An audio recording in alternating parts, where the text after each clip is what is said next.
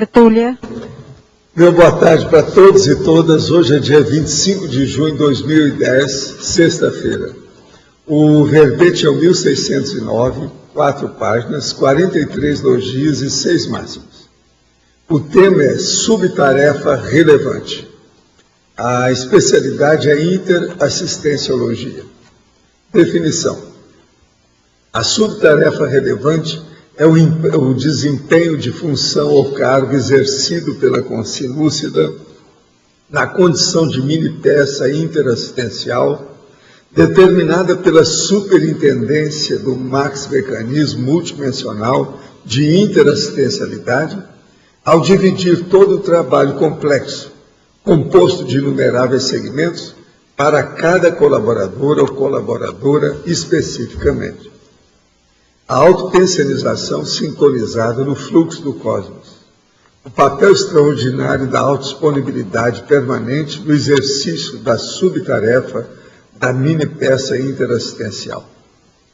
A coesão operacional do trabalho de equipe interdimensional. O conjunto de atribuições intrafísicas dos mega-empreendimentos do max-mecanismo interassistencial. O papel de cada mini-peça lúcida, o lugar pertinente de cada bagagem consciencial ímpar, a funcionalidade destacada de cada megatrafor consciencial incomum, a unidade interassistencial de cada agrupamento de vínculos interconscienciais. A palavra unidade aí está com a letra trocada. O papel vital da mini-peça na estrutura interassistencial do max-mecanismo multidimensional. O valor inestimável da autoconsciencialidade quanto ao grupo evolutivo ou equipe de trabalho. A mega empreitada pró-melhoria do planeta Terra. A distribuição de assistidos na rede de assistência telepsista conforme o princípio da empatia evolutiva. A remissiologia nós temos aí 15 itens, destacamos. Agendex da OFIEX, autocomprometimento. Categoria da mini-peça interassistencial, infiltrado cosmoético e interassistencialidade. Frase enfática. A identificação e admissão do nível de relevância da subtarefa exercida pela consciência lúcida amplia a alta eficácia na condição de mini-peça interassistencial multidimensional. Você vive consciente das subtarefas relevantes recebidas na condição de mini-peça no universo interassistencial de modo cotidiano e diuturno? Desde quando? Aqui está faltando aquilo que eu sempre coloco, que é leitor ou leitora. Eu vou pôr depois. O original desse aí eu acho que não tem, não. Esse tem que pôr mesmo. Agora, pergunta. Outro dia, o senhor me disse que provavelmente eu seria ectoplasta, que os efeitos físicos aconteceriam possivelmente com maior frequência. Ontem à noite estava assistindo o filme de Lovely Bones sobre serialidade existencial e dessoma prematura. Quando fui pegar um copo de água, vi uma pequena consciência amorfa de cores pretas e vermelho orando para mim. Mas quando ela percebeu que a vi, saiu volitando rapidamente, atravessando a porta. Tive a impressão que ficou com medo quando me aproximei dela.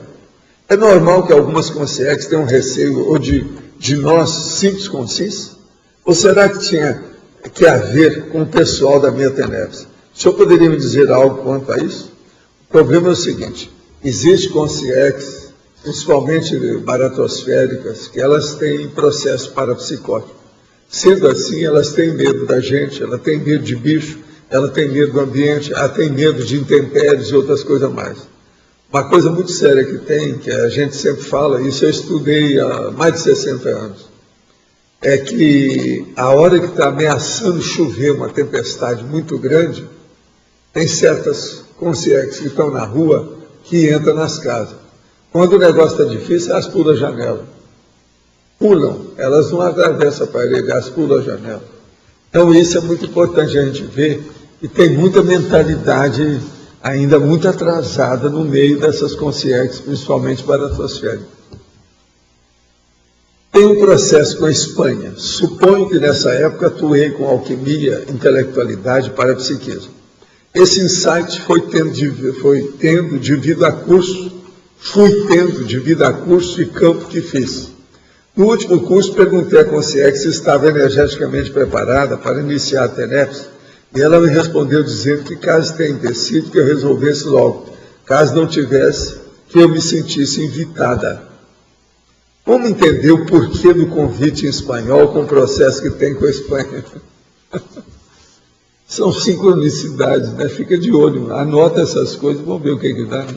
O invitada quer dizer convidada, né? Você sabe em espanhol. Ainda faço a parte assistencialista em um terreiro de Umbanda, trabalhando com uma entidade chamada Pai Benedito de Aruanda. Vou pensando em fazer mais à tarde do que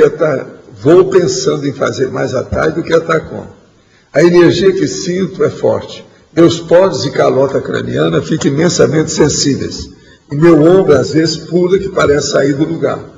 Essa energia toda vem para as consciências, possivelmente do ambiente, né? Umbanda. Né? Sempre estou totalmente consciente. Como trabalhar essas energias sozinho? Essas consciências, por estarem no terreno, seriam evoluídas? Olha, não existe isso, né? É tudo de igual para igual. Ainda mais agora, terreiro, fazer despacho, você acha que a ação é evoluída? O meu é ver sempre de amor ao próximo. Estou confuso, me sentindo mesmo um peixe fora d'água. Difícil romper com a fé e descrer de pessoas que tanto ajudam o próximo. Pode me ajudar? Olha aqui, companheiro. Você está na dúvida. Na dúvida você deve se abster. Fica com a sua umbanda e no seu terreiro. Esqueça a conscienciologia. Você não ficar com o pé num e no outro, porque senão vai dar problema para você na umbanda. Ou você decide, ou melhor é ficar por aí, do jeito que está. A gente não pode ficar assim com duas coisas, não, ainda mais devido ao processo da umbanda. Eles vão fazer pressão em cima de você. Se os judeus são um povo transmigrado, seria Jesus Cristo alguém ligado ao processo dessa transmigração?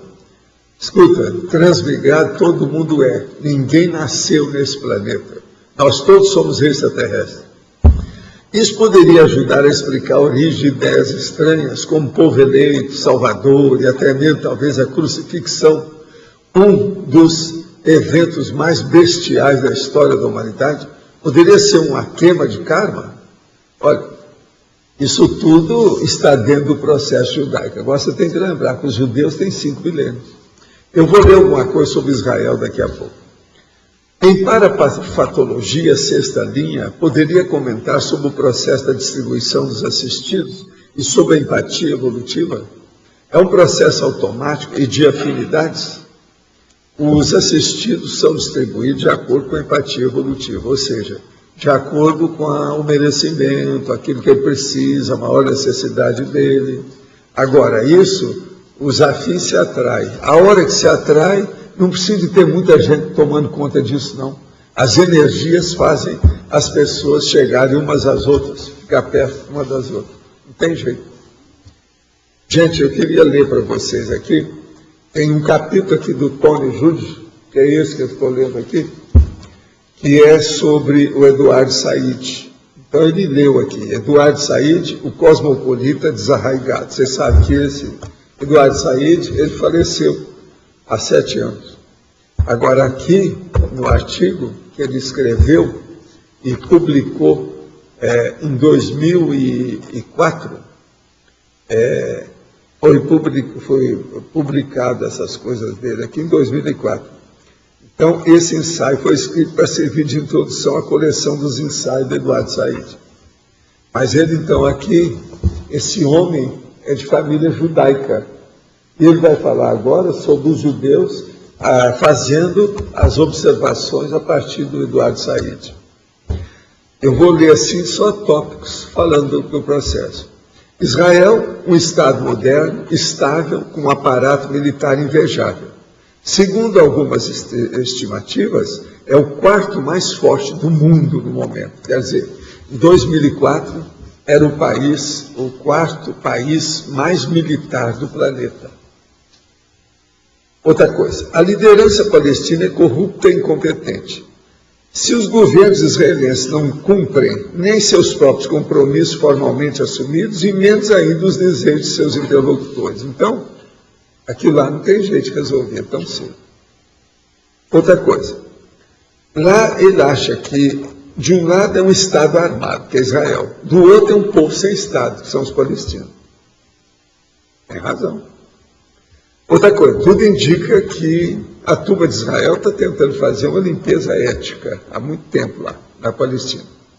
A causa dos palestinos começou a encontrar simpatia na opinião pública e está assumindo a dianteira moral. A posição internacional de Israel afundou precipitadamente.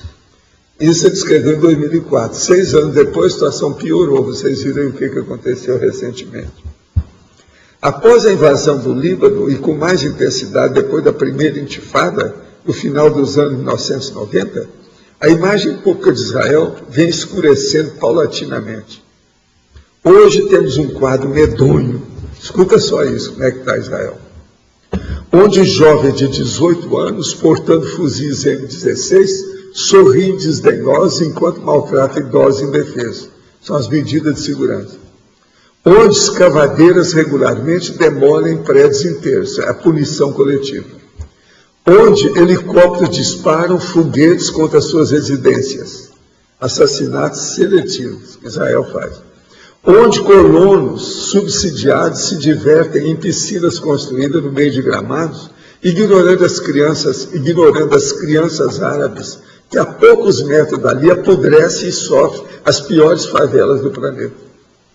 E onde generais da reserva e ministros do governo falam abertamente em engarrafar os palestinos, como baratas tontas numa garrafa. E em limpar a terra do câncer árabe. Tem até o nome do autor que ele fala, o Rafael Eitan. Fora de Washington, Israel não tem amigos. Nas Nações Unidas, não pode contar com o apoio nem dos aliados mais incondicionados dos Estados Unidos. O Estado judeu, hoje, é amplamente visto como a principal ameaça à paz mundial. Após 37 anos de ocupação militar, Israel nada ganhou em termos de segurança. Perdeu tudo em termos de civilidade doméstica e respeito internacional e abandonou sua posição de superioridade moral para sempre. O único lugar onde a propaganda oficial israelense foi bem sucedida, além da conta, e onde a propaganda palestina fracassou completamente, foi na América do Norte. Porque é aquilo que eu falo. Para mim, Israel é o Estado americano que manda nos Estados Unidos. Agora, segundo segue sendo incerto se os Estados Unidos acordarão para suas responsabilidades e oportunidades. Sem dúvida, não o farão se não estimularmos um debate entre Israel e os palestinos que muitas pessoas preferem evitar, mesmo ao custo de isolar os Estados Unidos com Israel do resto do mundo. E é o que está começando a acontecer. Já viram que eles estão ficando cada vez mais isolados. Agora veja, isso é um judeu falando dos judeus, em 2004. Agora eu venho vendo essas coisas há muito tempo, por isso que eu li as coisas do Eduardo Said, coitado. Ele foi a única voz que tentou defender os palestinos nos Estados Unidos. Você sabe que tentaram matá-lo, tudo isso, tentaram tirá-lo lá da Columba Universo, tudo isso. Eu estive na Columba Universo 2 vezes. Fiz palestra lá, etc., fiz teste de energia, tudo. Eu assisti mais ou menos uma semana um debate com judeus que falam português, são judeus brasileiros que vivem em Israel. Eles estavam contra todas essas medidas de Israel, mas eles falaram que dentro de Israel, 80% da população apoia todas essas loucuras de Israel e que esse governo de direita lá de Israel é apoiado pelos grotões, o pessoal mais humilde, esse pessoal que veio geralmente da Europa Oriental, e esse povo aí que apoia esse governo de direita. Agora veja, o processo do Holocausto foi terrível, né? Mataram 6 milhões de judeus pelos cálculos dele. Eles agora estão fazendo a mesma coisa que os nazistas. Muita gente já falou isso. Vocês lembram daquele Sharon? Ele era um nazista perfeito, o modo dele andar, de falar, coisa toda. Esse outro aí é mais diplomata. o Netanyahu, né? Netanyahu. Mas olha, sobre a subtarefa relevante, nós vamos levar a situação à frente ou não vamos? Porque tem uma turma que ainda não chegou, porque estão numa subtarefa irrelevante, de ver o jogo, né? Escuta, eu quero falar com você depois, você vai ficar aí até o fim, né? Eu quero falar sobre isso aqui com você, por favor. Valdo, aqui no ar. Você colocou o nome do verbete na parafatologia hoje. É uma Sim. sutileza interessante. Você podia comentar isso? O problema todo é o seguinte, nós temos que ver, às vezes, que existe aqui certas situações que depende da pessoa. Agora, o tema central, ele é homeostático. Entendeu? Você olha lá, porque esse aí é que manda. Agora, nas questões da interdisciplinologia, eu coloquei também as coisas todas do ponto de vista geral da evolução. Interassistencialidade, parapercepciologia, autoproex, autopriorologia, invex. Você entende? Não é bem assim negativo, não. Não, eu entendi. Não, o que eu estou falando é assim, você colocou, ao invés de colocar na fatologia, você colocou na parafatologia. Sim. Então essa subtarefa... Não, porque a subtarefa, ela é parafato. É do processo extrasensorial. Exatamente. Esse aqui, eu acho que você quis chamar a atenção quando fez isso, né? Na definição está na superintendência do maximecanismo multidimensional. Exato. Mostra que ela não é só intrafísica. É principalmente extrafísica, né? Vamos dizer assim. É principalmente... Agora, o problema é chamar a atenção para a mini-peça, né? O processo é esse. Entendi. A mini-peça, ela depende do processo extrafísico. Olha lá, o mar já chegou, então já acabou o jogo. Ainda não? E como é que está? Está 0-0? Está vendo? Está vendo o que vocês estão fazendo? Valdo, Problema sério. Professor, o senhor pode falar sobre a paradoxologia? Aqui, ó. Professor, aqui na letra B, aqui? Eu queria que o senhor explicasse a paradoxologia na página 20. Sim. Aliás, página 16. Paradoxologia. Isso. O paradoxo do livre-arbítrio da mini-peça lúcida do maximecanismo interassistencial. Ela é uma mini-peça, mas é um paradoxo a condição dela, porque ela é lúcida e ela tem liberdade de atuar dentro do trabalho que ela faz. Então o paradoxo é esse. Ela sendo pequena, ela tem autoridade de função, tendo o processo assistente. Entende? Obrigada. Isso é importante. Sim. Dia, você fala distribuição de assistidos na rede de assistência benefício Conforme o princípio da empatia evolutiva. Pois é, porque tudo depende do rapport, né, da afinidade das pessoas. Então, por exemplo, uma pessoa, uma consciência foi resgatada lá da baratosfera e precisa de alguma assistência mais direta. Para quem que eles vão levar? Qual o tenepsista? É aquele que tem afinidade maior com ele, porque com essa consciência, porque tem mais rapport para ver. Lá no Projeções da Consciência, aparece lá um menino e fala para mim, não, vê se você entra e lembra quem é a pessoa, para você entrar no rapport, você ter afinidade com ela. Quanto mais o assistente entender o assistido, ou lembrar de convívio que já houve com ele, melhor é o processo de energia e melhor os resultados da assistência. E uma boa parte a gente nem sabe muito bem disso, porque o pedido, quando chega para a gente, já é uma empatia, às vezes, insuspeitada, né? Que a gente recebe lá de uma pessoa completamente estranha, de um outro lugar, de um outro estado, até de outro país. E, no entanto, a gente não sabe muito desse tipo de rapport, né? Agora, a interassistenciologia é uma coisa muito séria. A gente tem que falar nisso demais.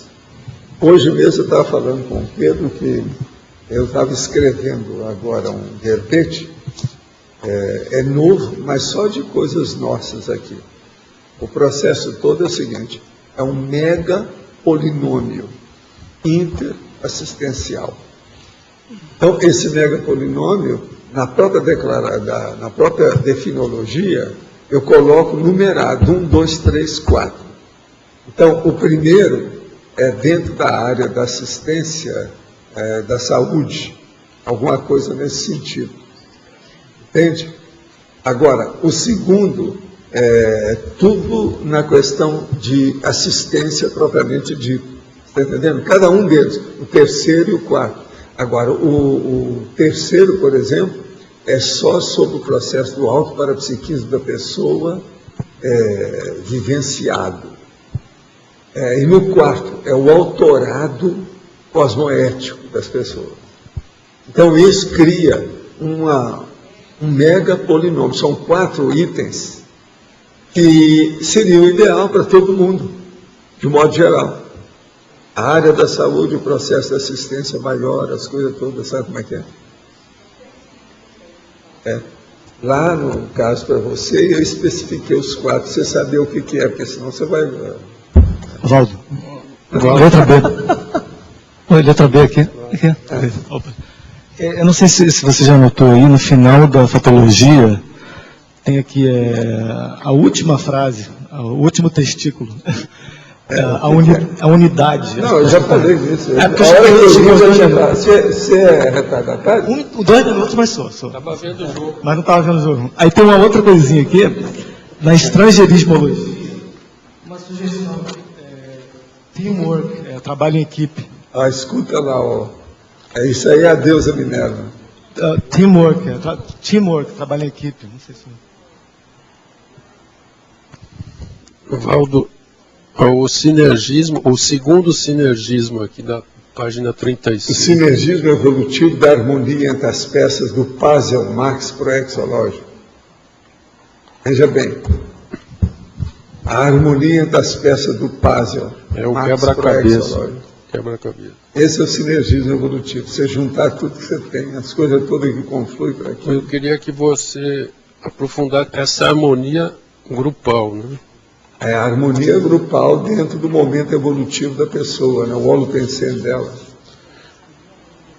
Quer dizer, também fala quebra-cabeça do maxi proexológico, tem que ser do grupo aí, né? Uma harmonia grupal, é isso. É o caminho. Agora, no verbete está repetindo bastante a mini-peça. A mini-peça seria, vamos dizer, o mais importante da subtarefa, sei lá. Não, é o que a gente está falando aqui. A condição de mini-peça é a mini-peça a definição. Mas estou dizendo, é o que puxa tudo isso. Eu dou muito valor para isso. Agora, o que é engraçado é que essa concepção, ela é nova, da conscienciologia. Isso não tem em outros lugares, do jeito que a gente fala aqui. A mini-peça é com o max-mecanismo. E o que a gente vê mais é a max-peça do mini-mecanismo. Vamos dizer, isso é muito sério, a gente a subtarefa mais relevante seria da mini-peça, isso?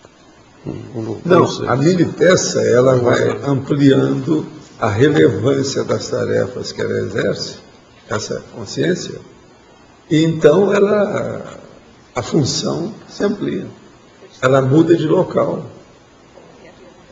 Uma coisa fácil de verificar isso é o problema da pessoa que faz a tenepsista, depois ele se torna ofexista. A situação já muda. O que é interessante nisso tudo é o seguinte: a gente está mostrando tudo de uma maneira matemática, o processo evolutivo. A turma ainda não tem ainda uma visão muito, a cosmovisão desse processo. Mas se vocês olharem, é tudo diferente. Essa questão matemática, existe uma proporcionalidade em relação à escala evolutiva, em questão da mini-peça. Uma pessoa trouxe para mim essa semana aí os catálogos da editora lá de São Paulo, que é a editora do pensamento, junto com as outras coisas. Então, tem aqueles livros antigos e livros novos dele. São as coisas mais assim, vamos dizer, surrealistas, exageradas, imaginativas, fantasistas que tem. O catálogo é enorme. Eu nem sabia que eles estavam com tanta publicação ainda. O catálogo é de 2009. A editora principal é a Cultrix. é da editora Pensamento. Cutrix. Agora, eu estava olhando aquele monte de livro que tem, com a situação toda essa do pensamento e a Cutrix, que fala desses livros todo alterado. É muita bobagem que tem. E outra coisa, o povo continua lendo tudo isso, do mesmo jeito. Agora, é impressionante aquele catálogo. Agora, veja, eu estava já assustado com as coisas que eu vi nessa editora Madra, que está publicando aqui no Brasil os livros. Ali tem livros interessantes, mas tem cada bobagem também desse tamanho, de loucura. Agora veja, o pensamento Cutrix é pior que a Madra. Bem pior. Agora teria muito... Agora, todos aqueles livros antigos, aquelas bobagens todas, que eu vi isso, foi de 50 anos, 60 anos, está tudo sendo publicado, com as capas lindas, bonitas, resumo dos livros. Cada bobagem que tem isso. Se vocês pensarem nesse negócio de fanatismo, de iniciação, tem ali.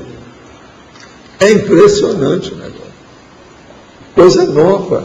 Quer dizer, tem gente que ainda está lendo aqui do mesmo jeito. Não houve maturidade nessas coisas, nesses anos todos. Pouco adiantou. Por isso, eu fico pensando só, pois é, o Figueirinho está lá no meio, lógico. Está lá, não é publicado. Esses livros... Mas não é isso, processo de alquimia, tudo vocês pensar de magia, cada bobagem. E outra coisa, um tema só, tem um livro de 200 páginas, 300 páginas, de 100 páginas, de 150 páginas, tudo quanto é tipo, só nuance daquilo, só besteira. Mas olha, vale a pena uma pessoa ver, principalmente esses fanáticos, de ver aquilo que acaba. Valdo, e esses devem vender. Tem gente até muito pior do que os espíritas. Aquele negócio ali, porque ali é muita bobagem. Esses o que vendem mais. Hein? Os que vendem mais devem ser esses. Né? Pois é, o maior catálogo dos 3 que me mandaram é justamente esse, que é o Pensamento Cutrix. São 3 catálogos diferentes. Tudo de 2009. Agora, eu fiquei bom. Eu não trouxe o catálogo aqui porque eu não quero divulgar essas besteiradas, só falar nisso. Mas não vou perder tempo. É muito livro besta que tem. Quando eu publiquei lá o Projeciologia, eu falei, ó, tem 1907 fontes, a maioria são livros. Agora, são aqueles que eu pude encontrar bons. Porque 90% mesmo desses tem muita besteira. Aí os caras falaram assim, então você está dando uma bibliografia que você acha que é bagulho? Assim, porque não tem outra. Eu estou dando aquela que pelo menos o povo andou estudando, pesquisando, vivenciou. Agora veja, eu para fazer aquela bibliografia, eu vi 46 mil obras, eu consultei. É que é possível. Esse negócio está muito pior do que era. E outra coisa, não está adiantando nada até o momento esse negócio da internet. Por isso é que a gente está entendendo por que esses blogs são tão baixinhos, né? O nível, né? Tem razão. Esse povo todo está tudo ainda envolvido com essa bobajada, vamos dizer assim, a infantilidade dessas obras. Você sabe ver os temas. Valdo, você sabe daquela editora Kier, da Argentina? Editora Kier, aquela sim, que tem os chakras, é sim, o mesmo sim. estilo. É muito pior do que a Pensamento. Que tem a chama violeta, a chama azul. Mas os espanhóis gostam mais dessas coisas de iniciações do que os brasileiros, você sabe disso? Adoro. Nós sabemos Adoro. disso. Agora, o processo, então, tudo que deriva da Espanha tem essas coisas. Por isso que esse Tem a problema Planeta, aí... a editora Planeta, não é a revista daqui, a editora Planeta da Espanha, que é da mesma linha. Mas agora, os livros mais antigos e carregados, bobocas que tem, que eu vi em português atualmente, são esses do Pensamento. A editora Pensamento, ela são tem de morte. É muito livro. É muita coisa que tem, alguns não. milhares. É Paulo, muita... eu queria te perguntar sobre essa subtarefa relevante. Quando você falou que você formou 6 pessoas para ficarem no seu lugar no Espiritismo antes de sair, é essa distribuição pelos trafores, né? Quer dizer, um líder pode ter determinados trafores e ele, para formar substitutos, ele às vezes tem que juntar 4, 5 pessoas. O problema todo é ver qual é a tendência, a vocação, qual o perfil das pessoas.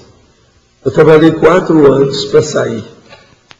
Eu já tinha ideia de sair em 62. Eu só saí em 66. Isso tá Nesses 4 anos eu fui colocando as melhores pessoas que tem. Agora veja, no principal lugar, a pessoa que entrou aguentou só 6 meses e desistiu. Depois tomaram conta lá, mudaram a situação. Agora, as outras pessoas, a maioria aguentaram durante muitos anos. A maior prova que foi bem feito o processo, e essas pessoas eram boas, é que a comunhão espírita cristã continua do mesmo jeito, e hoje tem sessão de desobsessão até 2 vezes por semana, que é coisa rara. Centro espírita que tem isso é raríssimo. Então, por exemplo, tem até hoje, tem a sopa, aquelas distribuições, tem o processo da editora, quer dizer, o negócio está funcionando. Agora, veja, fazem 44 anos que eu deixei esse povo lá. Dentro da perfilologia, então, Valdo, em vez da pessoa ficar esperando a pessoa ideal para substituí-la numa subtarefa, o ideal é conjugar esses trafores e formar uma equipe, né? Agora, o que é duro é o seguinte, que a gente funda essas instituições e deixa para lá, porque não tem jeito deles mudarem. Você queria mudar mais. Vamos mudar isso aí, ampliar, aprofundar esse estatuto. Não adianta. Então, paralisa, fica tudo estagnado no tempo. É uma pena. Mas agora, se mantém, né? Pelo menos são perseverantes naquilo, é uma coisa séria. Os fanáticos são, às vezes, muito perseverantes. Fanáticos. De modo geral, são muito perseverantes. Agora aqui a pergunta. Considerando que o parapsiquismo pode ser desenvolvido ao longo da série X, no curso intermissivo, alguma técnica empregada pelos evoluciólogos, de acordo com as características pensênicas individuais, que potencializa o parapsiquismo da consciência intermissivista? Diante de tal questão, o engrama adquirido dessa experiência e marcado no paracérebro do psicossoma pode ser atualizado na intrafisicalidade através de um agente catalisador, como a conscienciologia? Olha, em parte você está sendo muito bonzinho falando isso tudo aí. Em parte é isso, mas não é assim. O negócio não é tão matemático. As pessoas, antes de mais nada, no curso intermissivo, elas veem o que elas devem e como é que elas vão fazer para ressarcir o processo da interprisão grupo kármico. O problema de parapsiquismo é visto, mas não pode ser colocado em primeiro lugar para uma pessoa que está numa crise de crescimento violenta, de mudança da interprisão grupo kármico. Vocês estão entendendo? Então isso não é bem assim. Como diria a Adriana, é menos. Sempre tive a curiosidade de perguntar a lexicógrafos, enciclopedistas e formadores de palavras novas, por que não existe muitas palavras para iniciar J, K, T em dicionário de maneira igual? O senhor tem alguma teoria ou explicação para isso, já que na sua própria enciclopédia construída isso também ocorre? Meu chapa, você está bobeando ou você é assim mesmo? Escuta só. Essas letras não têm muita palavra. Elas são assim. Por exemplo, é muito mais difícil você usar isso, ainda mais em português, que é de origem latina. Que é isso? É o normal. A culpa não é das letras, é o processo. O problema das palavras, que bobagem. A pergunta aí que não tem razão de ser. Na Folha Online, falam que as cinzas de Saramago serão enterradas no jardim da sua fundação em Lisboa. A cremação, do ponto de vista extrafísico, perde o sentido de ser. Em parafatologia, gostaria que o senhor explicitasse mais o valor inestimável da autoconsciencialidade quanto ao grupo evolutivo e a equipe de trabalho. A mega empreitada pró-melhoria do planeta Terra. O problema todo é o seguinte: Saramago vai enterrar lá a cinza dele no jardim da fundação. Do ponto de vista extrafísico, a cremação é só para ficar livre do corpo. Agora, eles estão fazendo homenagem e eles fizeram com o túmulo. É a mesma coisa, besteira, né? O negócio é o seguinte: joga a cinza fora. O negócio mais depressa possível. E outra coisa, sem fazer nenhuma piada negativa do assunto.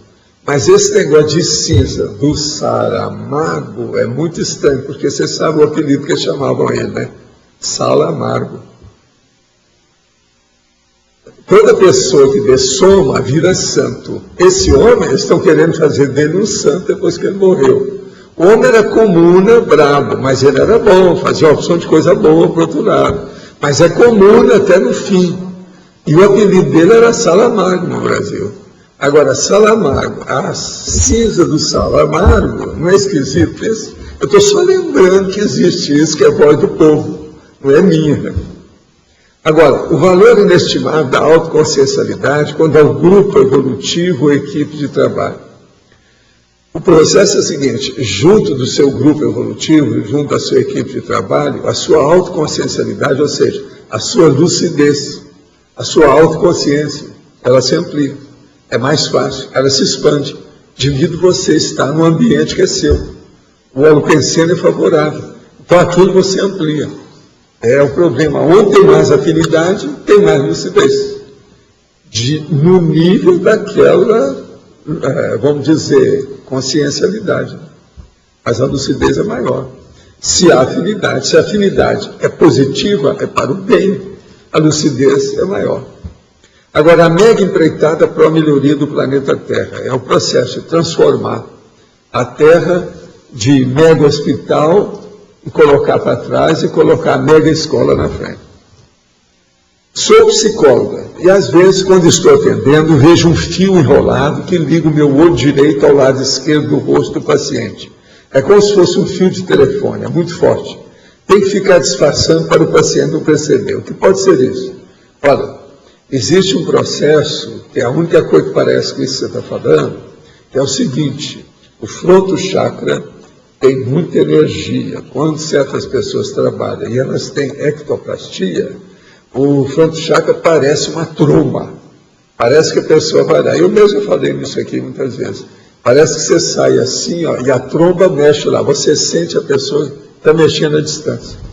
Isso aqui pode ser o processo da tromba criada pelo fronto chakra. Isso é um processo de energia. Eu recomendaria você estudar o estado vibracional. E com isso você vai deslindar o que está se passando com esse seu fio enrolado aí. É isso?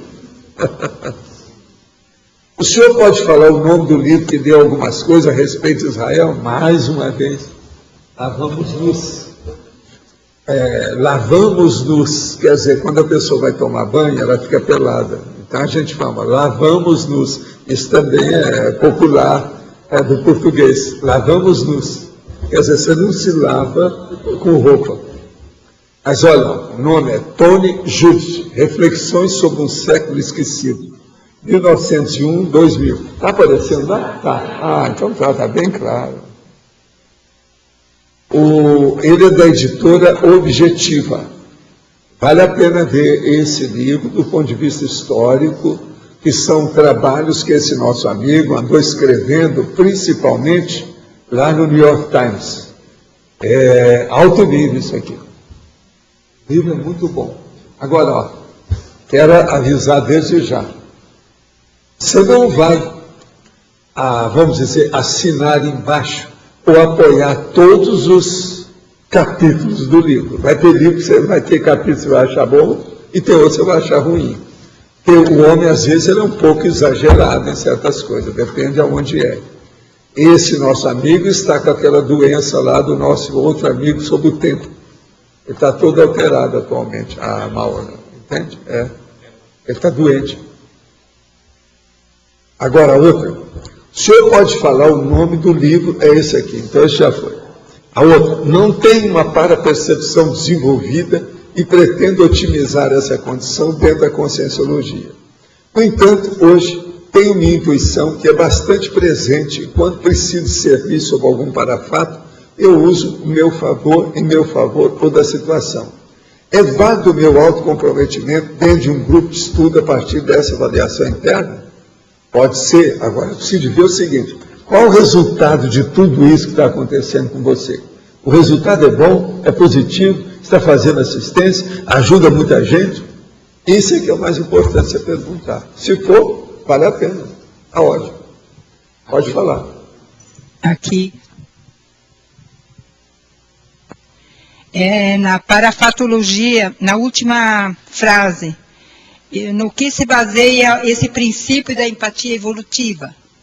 A empatia evolutiva se baseia na afinidade entre as consciências, o rapport. A sua tendência é igual à do outro. Por exemplo, você, o Guido e o chefe lá. É empatia. Tudo é empatia. Nós aqui, temos muito debate, há muita discussão, mas há o que embasa isso é uma empatia para o estudo da evolução. Senão nós não estaríamos aqui. Então, as consciências que são trazidas para a TENEPES sempre estão ligadas a você. Comigo? São os alemães e as alemoas do seu passado. Não, mas tem os brasileiros também. Não há dúvida sobre isso. Entende? Não há dúvida. Pode esperar, é sempre assim. Então, isso... Eu, por exemplo, eu estou muito feliz. Então, porque isso... eu tenho rapport, por exemplo, com o João, com o chefão, com a nossa amiga Malu, com você, com a Lindária, com a Socorro, que faz assistência para mim o tempo todo, com a Dulce, com a Marta, que há muitos anos é esperta secretária minha. No tapa, coitado, mas é. Então, assim, eu muitas vezes fico meio intrigada porque é pouco nome que vem para a TENEPES para mim. Estou sozinha lá em Torres, de vez em quando vem lá, não sei de onde. Então é o extrafísico que ordena, que manda ou que deixa de mandar? Agora veja, você de qualquer maneira está ótima, melhorou demais. Por quê? Você já não está atrás das ameias. Você sabe o que é ameia? A meia da Cidadela, da Fortaleza. Você estaciona as torres. Você saiu das ameias. Mas daqui a pouco eu vou sair da torre. O negócio era pior, né? Porque a Alemanha, você sabe, belicismo, aquele negócio todo. Você saiu dessa. Você já não está lá mais. A turma é toda daqui. Agora, um pouquinho você ainda teve que ceder, porque Torres é do Rio Grande do Sul. É o país brasileiro mais belicista. Torres está lá dentro ainda. Não é engraçado isso? Agora, outra coisa. Torres é um balneário. É verdade. Isso é o máximo. Não tem nada mais de belicismo lá. Não. Quando eu estava examinando, era um dia de futebol igual este hoje. Eu estava lá. Foi a última vez que eu estive lá. Aí eu saí de carro para ver a cidade. Não tinha ninguém, porque todo mundo estava vendo decisão de campeonato, alguma coisa. Agora, passei perto daqueles prédios assim, contei. Tinha 14 fechados. Tudo edifício de 10, 15, 20 andares. Fechados. Por quê? Era fora da estação. Tem um negócio tudo fechado. Edifício. Aí que eu virei e falei assim, poxa, é difícil. Então, Valdo, não é fácil. É que tem uma coisa acontecendo lá os últimos 2 anos que assusta nós, moradores. É a questão da depressão e muito suicídio e assassinato por questões dentro amorosas. Mas isso ocorre no período da baixa estação? Sim, mas agora no inverno. Olha, na última semana teve 3. Na ocasião, eu fiz um levantamento, que eu tive conversando com a turma do turismo, conversei com o secretário, lá, uma opção de gente.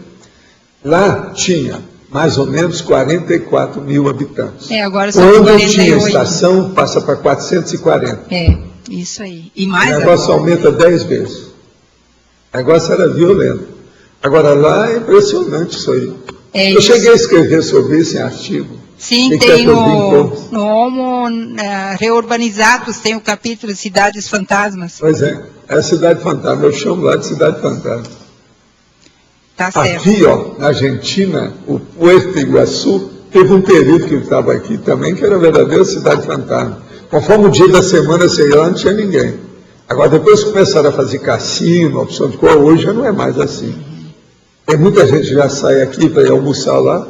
Eu mesmo fui com a Marilza, a turma toda lá, fomos para um restaurante agora recentemente, nesses últimos dias, para comer alguma coisa lá de peixe, alguma coisa. Então, tem restaurante bom lá. Outra coisa bem louca que tem lá é a cidade capital internacional do balonismo.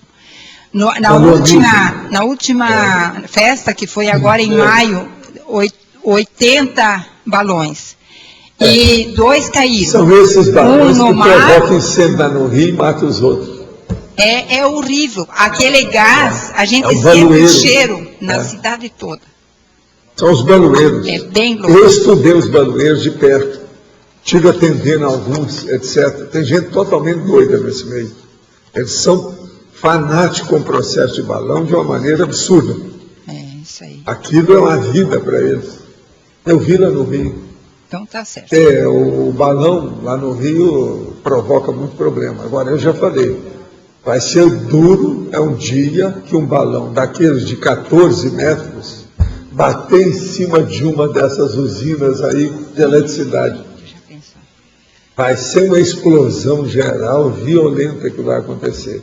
Já houve perto disso, mas chegou perto só, não explodiu grande. Porque lá no Rio mesmo, você sabe, tem usina com processo de eletricidade muito forte. Os balões já caíram várias vezes. Nessa época, eles colocam dezenas de guardas olhando o céu dia e noite, para que não caia nada lá em cima. Porque se cair, pode ser um desastre violento que vai acontecer. Hein? Gasômetro do Rio. Pois é, não é só. O gasômetro não é nada. É aquela outra, tem lá aquela usina, com processo de eletricidade, aqueles negócios todos que tem lá. Reduto. Fica assim, ó, de guarda. Eu tive lá para ver o negócio. Eles colocam guarda nesse período todo. Mês de junho, julho, todo ano. Agora aqui, pergunta. Uma Consim projetada pode sofrer ataques e ser morta ou sequestrada? Pode a Consim estar projetada e ficar muito tempo fora do corpo e os médicos darem o atestado de óbito? Na sua experiência, quanto tempo a pessoa suporta permanecer fora do corpo? Olha, isso varia ao infinito, porque às vezes uma pessoa ela fica fora do corpo estando em estado de coma. Agora, o que eu tenho como médio é o seguinte: qualquer projeção, se a pessoa está mais ou menos lúcida fora do corpo, meia hora já começa a dar problema no corpo físico dela. Eu, por exemplo, quando saía para fazer pesquisa, as coisas mais sérias, meia hora, eu vinha para o corpo e ajustava meu corpo, para não criar problema. Porque há processos inevitáveis no problema de energia com a parte física. Então, essas coisas todas, isso não está bem explicado, a gente teria que estudar muito como é que é. Eu, por exemplo, certas projeções minhas eu fazia com 3 etapas. Eu vinha primeiro, eu chegava e tornava a entrar no corpo. Depois saía. Já na segunda eu não precisava, só chegava perto e ajustava o corpo. Na terceira, a situação já era menos problema que a gente tinha. Mas depois também eu parava. Agora, com meia hora, a gente já sente alguma coisa alterada no corpo. É preciso ter cuidado com isso. Essas coisas existem. Agora, ó, cada caso é um caso. A pessoa pode passar muito tempo fora, desde que haja muita assistência. Assistência que eu estou falando de amparador extrafísico, etc. Ando com muita vontade de estudar. Surgiu através da conscienciologia. Mas não consigo reter nada. Presto atenção e compreendo bem o assunto, mas na hora de memorizar, dá um branco. Tem desconfiança que tem alguma coisa errada. Será assim? O erro aí chama hipomnésia. Está faltando a memória em você. O problema é o seguinte: arranja o médico e vê se você pode tomar alguma coisa para a memória. Um deles que eles tomam por aí é o ginkgo, ou ginkgo biloba. Isso às vezes pode, mas isso tem que ser o médico para receitar para você. E seguir você. É o melhor. Há uns 20 dias me inscrevi no curso com 5 cobaias. Desde então vem acontecendo coisas estranhas. Perdi por 2 vezes minha carteira com todos os cartões de crédito. 2 vezes? E só não inviabilizou a viagem por haver tempo para a reposição. O que o senhor acha que está acontecendo? Como devo interpretar o fenômeno? O senhor gosta de castanhas do Ceará? Isso é uma pessoa de Fortaleza. Parece que está querendo trazer umas castanhas. Olha, a turma aqui gosta de castanha do Ceará. Se você trouxer, a gente distribui para o povo. E nós aqui gostamos de distribuir castanha, tâmara, maçã, essas coisas. Manga. É um jeitão, é uma mania nossa. Não é isso? Mania. Agora, o caso todo é o seguinte: no interpretar o seu fenômeno, você deve estar um pouquinho afobadinho, não é isso? De modo que pare para pensar e começa a ficar um pouco mais reflexivo, é isso? Parar para pensar, é o jeito. Outra coisa, se você aparecer aqui, uma das coisas boas para você não é só o Consim Cobaia, tem uma outra coisa. É a imobilidade física vígil. É um laboratório. Vamos ver como é que fica. Agora, outra. A paragenética é relevante no tema deste verbete? Sim, é lógico. A paragenética é sempre relevante na maioria de tudo quanto é tema.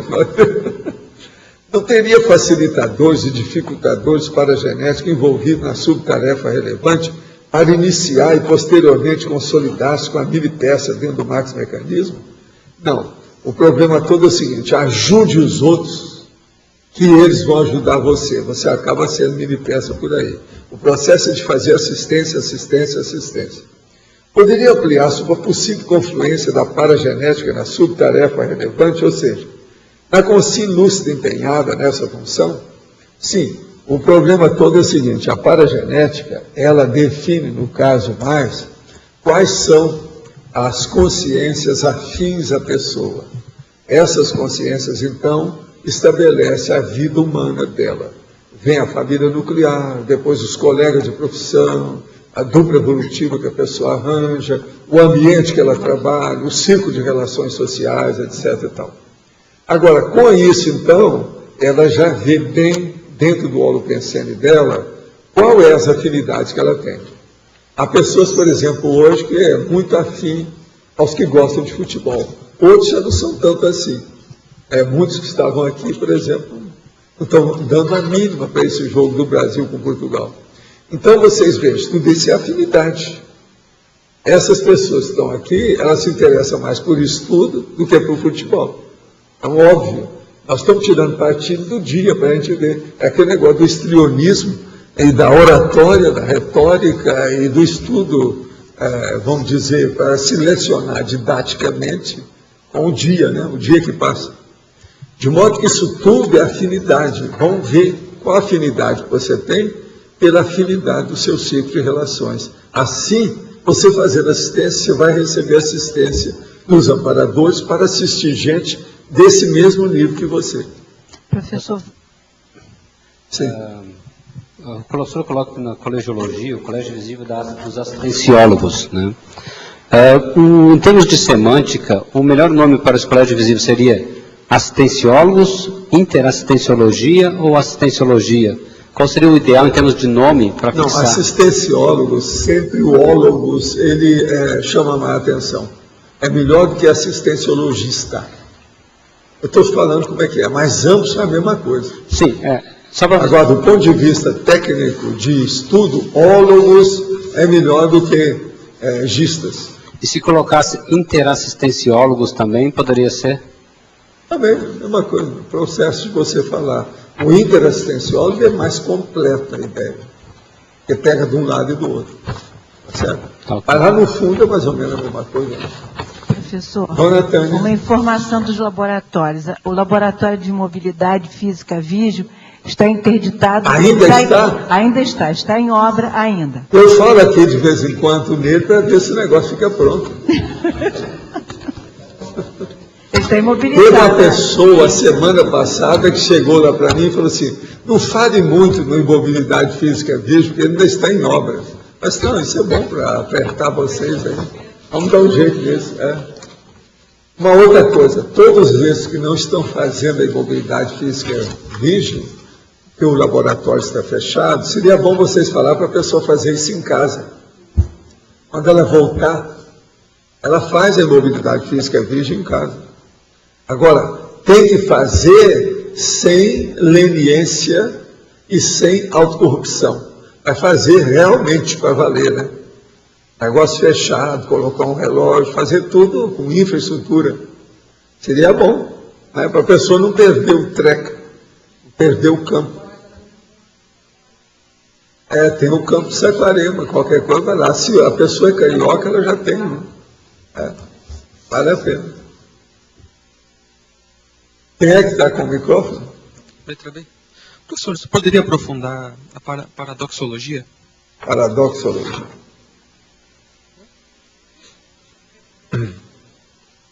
O paradoxo do livre-arbítrio da mini-peça lúcida no maxi-mecanismo interassistencial.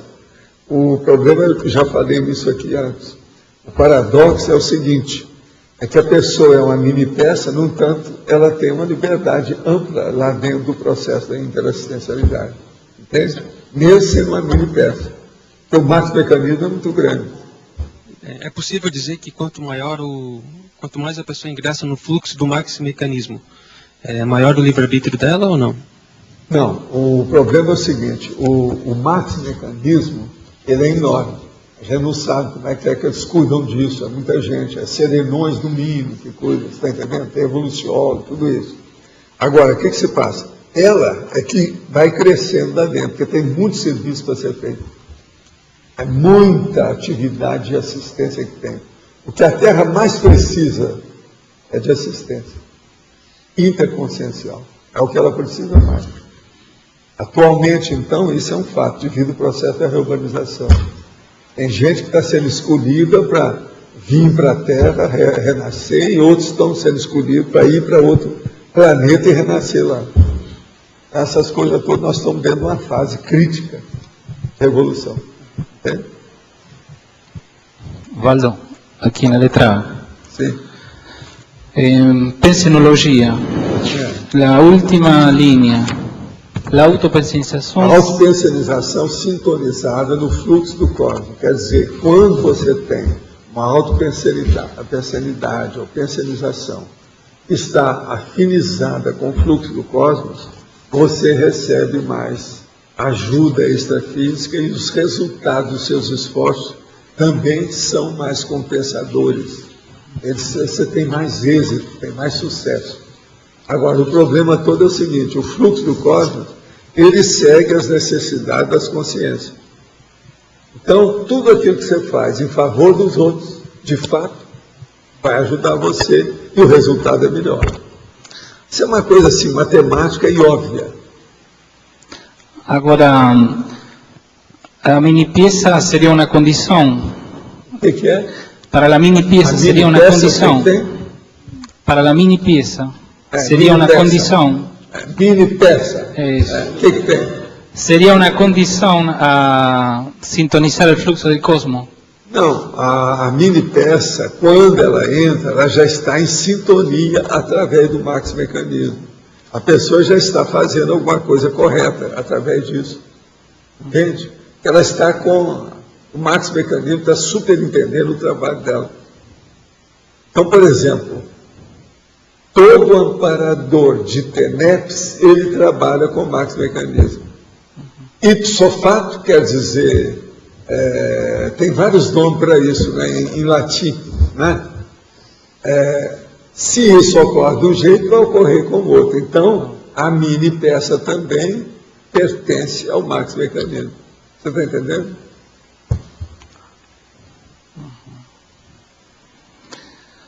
Então. Eles falam geralmente em latim, mutatis mutandi. Valdo. Mecanismos são sinônimos, né, Valdo? Como é que é? Maximecanismo e fluxo do cosmos podem Até ser um certo ponto sinônimos. você pode colocar como sendo sinônimo, né? Uma dúvida. Valdo. Entende? Sim, pode falar. Professor, você podia ampliar um pouco aí antagonismologia? Aonde? Antagonismologia, na tá. página 16. E O fazer... antagonismo mini-peça do maxi-mecanismo interassistencial e maxi-peça do mini-mecanismo egocêntrico.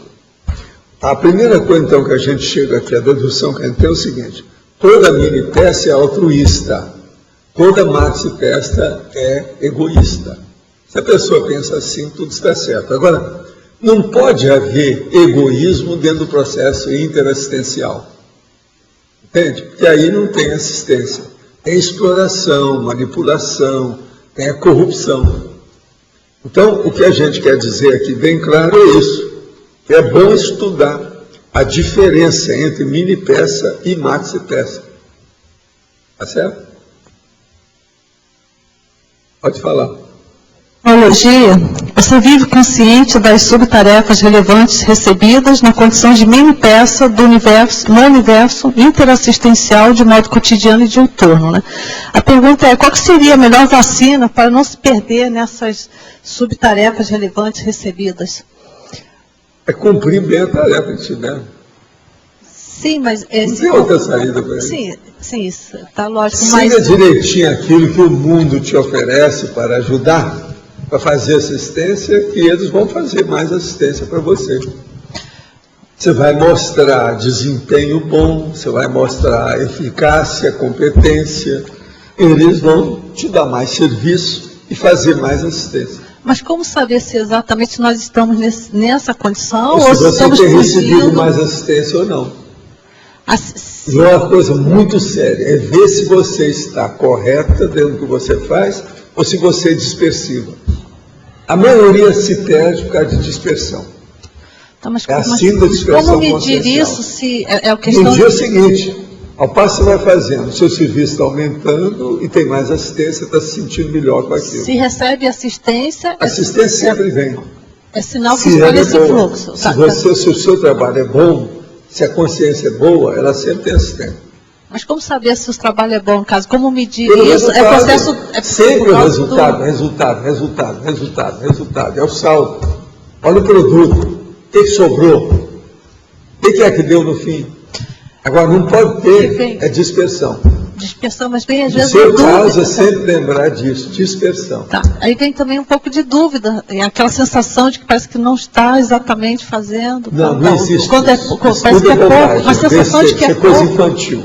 Se uma pessoa está trabalhando, ela vê o resultado, não tem nada que está sentindo isso ou aquilo. Ela vai sentir o resultado daquilo, é preto ou branco, é ou não é, que negócio é esse? Não tem nada desse negócio de sensação, bobaginha isso. É infantilidade. Esse tem lógica. Você está fazendo uma coisa, o resultado foi bom, acabou, você vai sentir bem com aquilo vai aumentar. Os amparadores vão te dar mais serviço, vão confiar em você. Tá certo, então isso é o suficiente para... Olha a dispersão, Marco. Fixa as suas coisas. Você, às vezes... E outra coisa, até que impressionado, você foi. Professor. É um tal de virar folha que é um negócio. Professor. De fixar. Sim. Mas em cima disso, e em cima também do que você explicou na antagonismologia, há situações, pelo menos pessoais, que eu acho assim, que a vida está muito devagar, está muito tranquila. Porque você quer.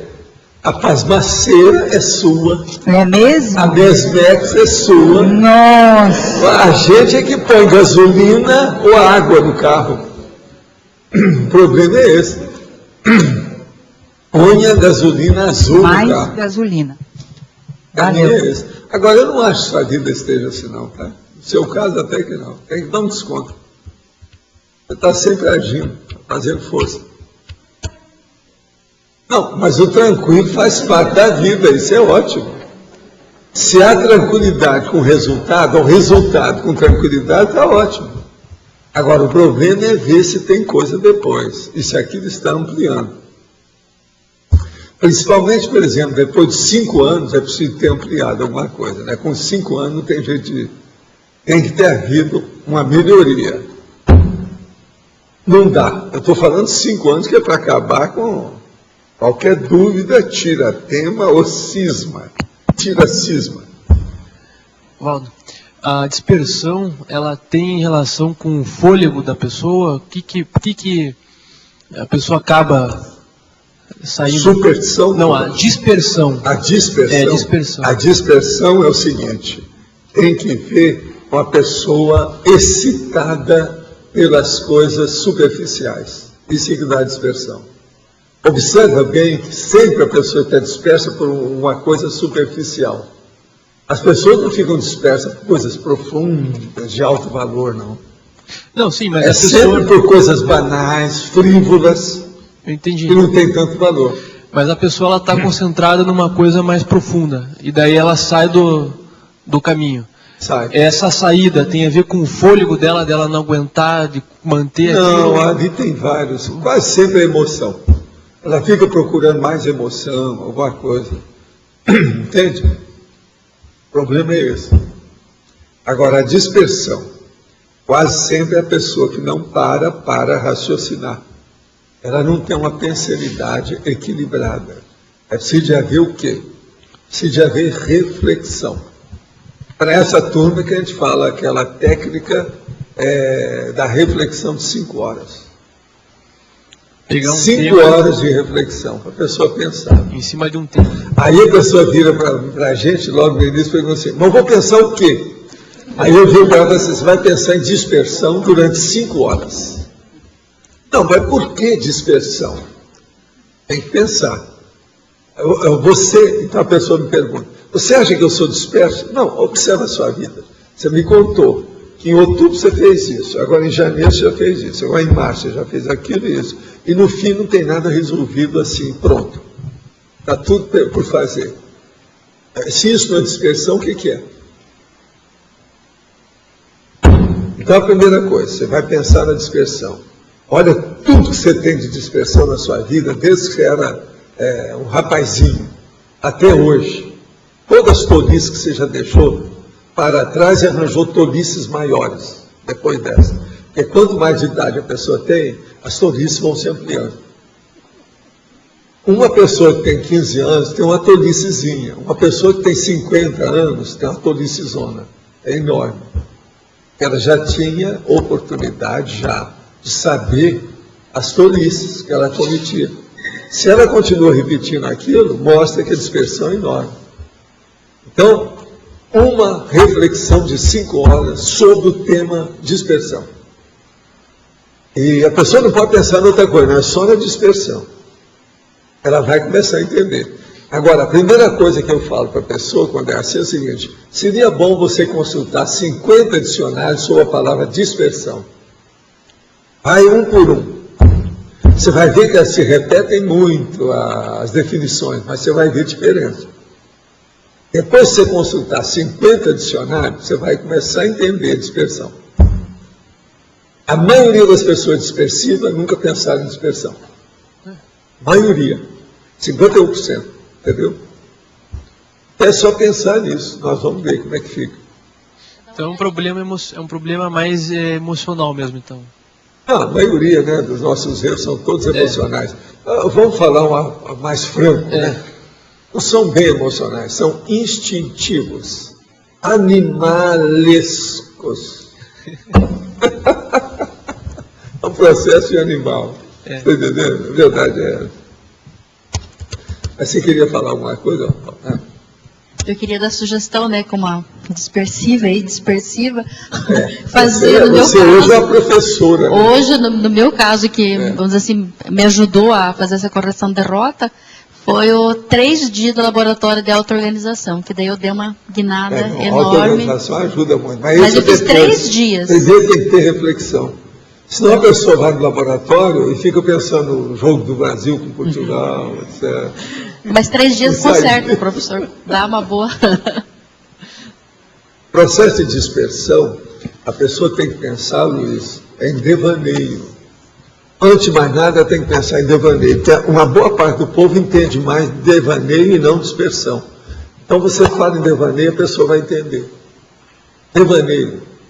Então aquela pessoa que está navegando na maionese, geralmente fora da terra. Ela está lá, o escafundó do Judas extrafísico. Você está entendendo como é que é? Então, isso é um problema. Mas então... Definologia, essa subtarefa relevante, é interessante estar acontecendo isso comigo. Há uma sincronicidade, sempre nos livros que eu pego na noite anterior, eu li um livro que falava sobre a enfermagem, a questão do cuidar do outro e o cosmos. E eu pensei muito na questão da mini peça, né? Da questão da enfermagem, do cuidador, né? Em relação o maximecanismo. E anotei isso no livro, estava o tempo todo, e refleti muito sobre a questão, assim, a banalização que nós ainda damos, né, a esse fato de sermos mini peça. A gente ainda não entende, ontem eu comecei a refletir sobre isso, não entendemos com profundidade quão é importante esse papel de ser mini peça nesse maximecanismo, né? Então, esse papel da enfermeira, esse livro muito interessante, ela coloca a questão de se colocar, né, de prontidão num grupo, numa equipe composta de pessoas com encargos maiores do que ela, mas ela se coloca no papel de mini peça e a importância do papel que ela está desempenhando ali. Então, eu achei isso muito interessante, essa relação. Né? Essas coisas, né, ficam mais complicadas quando passa para o processo extrafísico. Nesse catálogo lá, do pensamento, sabe, lá da Cutrix, tem um livro, que é dos mais recentes lá deles, que é o seguinte: os mortos estão sempre vendo os homens e as mulheres tomar banho. Isso é o título do livro, é mais ou menos esse. Uhum. Agora, veja só, é uma besteira isso. Primeiro, o povo, até é bom falar nessas coisas mesmo, porque a maioria sabe disso, mas tem outra coisa. Não é todo mundo que os mortos conseguem ver pelado tomando banho, não. Tem muita gente que tem defesa nas casas, nos lugares todos que eles têm. Então isso, eu não vi o livro, não sei o que eles estão falando, mas não é bem assim. Do jeito que está lá, está generalizado, é como se fosse todo mundo está sendo visto pelado na hora que toma banho. Nem sempre é. Então você veja bem, isso tudo tem o processo de assistência, do holopensene, do processo de encapsulamento, a autodefesa, a base intrafísica blindada energeticamente, uma opção de coisa nesse sentido. Não é bem assim, não. Eu fiz experiência demais nessas coisas. Estudei muito nas questões minhas durante as viagens. Então, por exemplo, até em hotel, que a gente não tem nada que ver, porque o hotel é a chamada casa da sogra, né? Todo mundo vai lá e não é a casa de ninguém, não é isso? Nem da sogra não é, né? Então, o que é que se passa? Eu olhava determinada pessoa que me pediu assistência, e ela estava no mesmo hotel, um homem, por exemplo. E às vezes coincidia que estava até no mesmo andar do hotel que eu. Eu tentava entrar no quarto dessa pessoa e não conseguia ver ele dormindo durante a noite. Eu fiz, muita experiência disso, visitei muita gente de noite. Agora tem uns que não tinha jeito. Ele estava blindado, não dava para entrar lá. Está entendendo como é que é? Para fazer assistência que eu queria ir. Então veja, existe blindagem negativa, existe blindagem positiva. Existe assediador e existe amparador. Tudo isso eu vi fora do corpo através das projeções. Essa autora, ela coloca também a relação do cuidar, né, da cuidadologia e o cosmos. Ela fala nessa, sabe, nessa multidimensionalidade, não com o sentido da conscienciologia, mas realmente ela aborda bem profundamente, tirando algumas coisas, né, de religião que ela fala e tal, mas é bem interessante. Agora, o senhor me fez refletir o seguinte, essa questão que o senhor colocou aí. O homem vê a mulher pelada. Eu acho que ninguém vê o outro pelado. Mas agora o problema é esse. Esse é o caso daquele cara da Isaurinha, que eu queria fazer a projeção para ver Isaurinha tomando banho de bateria. Mas não vê. Ninguém consegue ver o outro como ele é. Mas olha, mas vê sim. É muita gente. Sabe mais ou menos como nós somos, né? Existe o para-voyeur. Você esqueceu disso, o voyeur. Existe o para-voyeur. Eu conheci um monte de gente. Eu acho que quem mais nos vê pelados aqui é o senhor, mas todos nos veem. Professora. Porque ver o outro com profundidade, né? Eu vejo, estou colocando no sentido multidimensional. Uma vez, uma pessoa foi lá me perguntar, me pedir para fazer e colocar o nome de outra na TENEPS. A hora que ele falou o nome, eu fui atender e colocar o nome e colocar o endereço que a pessoa falou. Mas a hora que eu falei o nome, tinha um homem perto. Ô senhor, me dê esse endereço aí. Eu disse, mas por que você está querendo? Eu estou pegando que eu vou levar para o OFIE, para o meu trabalho da TENEPS, eu fazer assistência. Não, eu quero ver isso aí. Quem sabe que numa projeção eu vou ver essa dona. Agora, a dona era lindérrima, cheia de vida, e o cara conhecia, coincidiu tudo na hora que eles pediram. E aí eu viro para ele e falei assim, olha, melhor você não anotar nada, porque eles estão pedindo que ela está com um processo sério aí, envolvendo a vida dela. Há um problema lá. Você vai entrar nisso? É um abacaxi. Pensa bem nisso. Aí ele desistiu, não anotou nada. Ele queria anotar para ver se saía fora do corpo. Ia pensar bastante nela para ir lá e ver a mulher fora do corpo, de noite. Tem disso tudo. Eu vi dezenas de pessoas assim. Agora, a maioria que são interessados são os homens. É o que eu chamo de predador extrafísico. Tem uns que alcançam uma certa lucidez, mas tem o amparo que eles têm não é de função, é amparo de assediador. Então, o que se passa? Ele tem uma ajuda de assediador para aquilo. Eles são verdadeiros predadores. Eles se sentem fora do corpo como se fosse o dono de tudo. Então, isso é um problemão. A invasão que ele quer fazer dos domicílios, dos lugares, das casas, a intimidade dos outros, isso é um fato. Essas pessoas, às vezes, são ótimas do ponto de vista técnico de projeção, mas são péssimas, porque são tudo baratosféricas, são tudo mal assistido.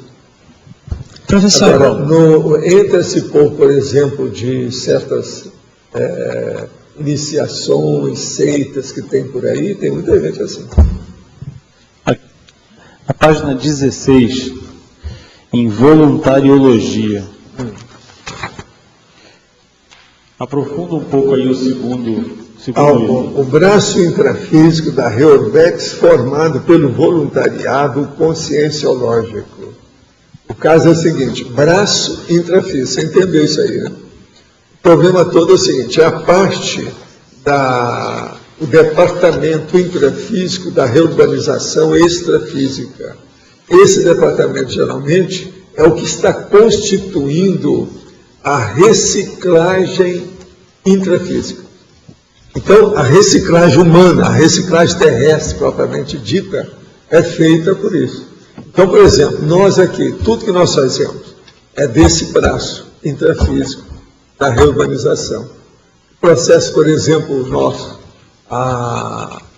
toda essa enciclopédia, a tertúlia, o holociclo, a holoteca, o trabalho das ICs, a vida consciência, tudo isso está envolvido aí. É claro? Professor, aqui, ó, por favor. O senhor mencionou antes essa questão da blindagem. Não ficou claro para mim. O senhor disse que o senhor saiu do corpo e tentou verificar se conseguia... Pois é, porque a pessoa estava blindada. Eu vi que o negócio estava assim, mais difícil, eu deixei para lá. Tá. E era para eu ajudar. Então, a primeira, eu já comecei a tirar as deduções. Uhum. A ajuda daquela pessoa que estava lá, de qualquer maneira, ela tinha ajuda. Precisava de saber agora de que modo que foi. Tá. Qual a classe, o tipo, se era positivo, se era negativo, como é que era aquela situação. Agora, a blindagem... Eu vi que estava difícil de entrar. Sim. A blindagem dela... Era homem. Não tinha nenhuma conotação sexual, nem na minha cabeça, sim, nem nele, nada. Dentro do processo não tinha sexo. Quer dizer, o problema é de defesa mesmo da pessoa. Tá. Agora, depois, a gente deslindou, clareou essa coisa toda. O problema tinha mesmo assistência. Tinha assistência. E a pessoa boboca não sabia. Agora, para ela... não tinha noção de nada disso. O que é engraçado é isso, que o negócio, a hora que eu bati com a cara na parede, sim, não pude passar, não pude ir lá, no mesmo andar, eu descobri que, não, tem alguma coisa, então vamos ver. Aí a gente foi examinar, tinha assistência, fomos examinar a vida dos últimos meses da pessoa, tinha uma série de processos que ela tinha sido assistida. Agora, o homem estava muito envolvido, porque tinha muita coisa para resolver em favor de uma opção de gente. Aquilo criou um problemão para ele. Isso foi aqui no estado do Paraná. Sim, essa blindagem... Foi outra cidade. Sim. A pergunta é sobre essa blindagem. Ela foi provocada ou promovida pelos amparadores, pelo próprio trabalho dessa consciência? Foi o trabalho que eu estava fazendo em favor da opção de gente. Ah, que interessante. Agora, vocês há de ver a hora que ele me pediu para ajudar. E ele mesmo foi o primeiro a falar. Você sai do corpo e vê minha vida como é que está. Eu fiquei com pena daquilo tudo, mesmo durante o processo todo, no mesmo dia eu fui trabalhar à noite pensando naquilo. Agora, quando eu vi, era o mesmo andar dele.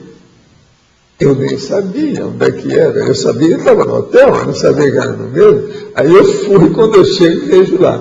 Aí eu rondei o apartamento para ver como é que era, vi o número do apartamento. Falei, gente, isso aqui é o mesmo andar que o meu. Aí eu voltei para o corpo, de manhã fui lá conversar com os caras, como é que é, no café. Como é que é isso? Vocês estão em que apartamento? O apartamento é esse aqui? É. Então, no caso dessa consciência, professora, ela, apesar de ter toda a ajuda e o amparo devido ao trabalho dela, ela própria não conhecia, desconhecia. Pois é, ela a situação. É um homem, eu desconhecia a situação. Okay. As coisas ocorrem, né? Tem disso. Agora aqui, o que o senhor acha sobre as atuais interpretações sobre o despertar da Kundalini? O senhor poderia falar mais sobre o que é exatamente a Kundalini? Olha, Kundalini para mim é o processo da energia básica. Geralmente eles querem falar é da energia sexual, é do sexo chakra. Agora, antes da Kundalini existe a pré-Kundalini, que é uma palavra que eu criei para mostrar a energia telúrica ou geoenergia que entra pelos plantos chakras, quer dizer, do pé. Isso também, às vezes, é importante para manter o equilíbrio e o nível da energia das pessoas. Agora, a Kundalini, de modo geral, que eles falam, principalmente esse negócio que destampar a Kundalini, explodir a Kundalini, tem várias coisas para isso é assédio. O nome de assédio no orientalismo é Kundalini, é o processo de Kundalini, é a perseguição, quando rebenta a Kundalini, isso tudo é o assédio que eles querem falar. Para estudar isso bem, é só ver a autobiografia do Krishnamurti, você vai ver que ele não entendia nada do processo de assédio, só falava em Kundalini, ele tinha um processo. Aquele lá entendia, falava bem a situação, ele descrevia direitinho o assédio, sem falar que era assédio, mas falando que era Kundalini. Poderia esclarecer em Principiologia o princípio do todo ser maior em relação à soma das partes isoladas? O todo seria o maxi-mecanismo e as partes isoladas mini-peças? Até um certo ponto. Agora, Rosa, você não quer falar sobre isso aqui? É um processo seu, da sua área. O princípio do todo ser maior, de todo ser maior em relação à soma das partes isoladas. Não, professor, primeiro eu queria falar o seguinte, é impressionante, eu acabei de pensar, eu estava pensando outra coisa, eu falei assim, ele vai me pedir para eu falar, eu acabei de pensar e só falou. Para mim isso já é a soma das partes sendo maior do que eu toda. Já é a resposta. É porque é por causa do sinergismo, né? Não é uma matemática. Quer dizer, nós somos as partes dentro de um todo. Se a pessoa está bem ativada, se ela não é retardatária nem nada, ou não está pensando no jogo do Brasil com Portugal, ela está atenta ao que se passa, ela vai longe. Não é isso? Pois é. Agora, o todo seria o maxi-mecanismo e as partes isoladas, as mini-peças, sim. Agora, só que tem que as partes são isoladas em termos, né?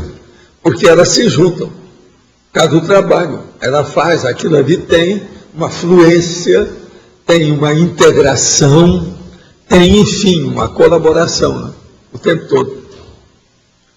No livro Homo Sapiens Pacíficos, o professor indaga sobre como comunicar verdades complexas na raciocínio patológico.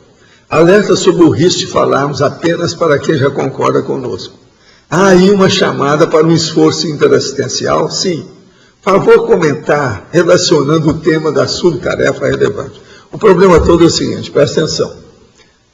No mês passado, não foi bem no mês passado, mas em abril, nós fizemos aí uma tempestade publicitária para fazer uma convocação dos intermissivistas. Foi para a gente não ficar falando no vazio aqui e pegar essa turma nova que vive perguntando as coisas. Então, você veja bem, tem muita gente que chega aqui que devia de já ser mini peça do maxi-mecanismo. Essas pessoas ainda não são. Então, o problema, a gente começa a falar nisso, elas começam a fazer TENEPs, Daí a pouco ela se entrosa com o assunto, elas vão ser mini-peças. Então a gente está despertando até um certo ponto essas personalidades, através dessa convocação e da coisa que nós estamos mostrando, o que nós estamos fazendo aqui todo dia.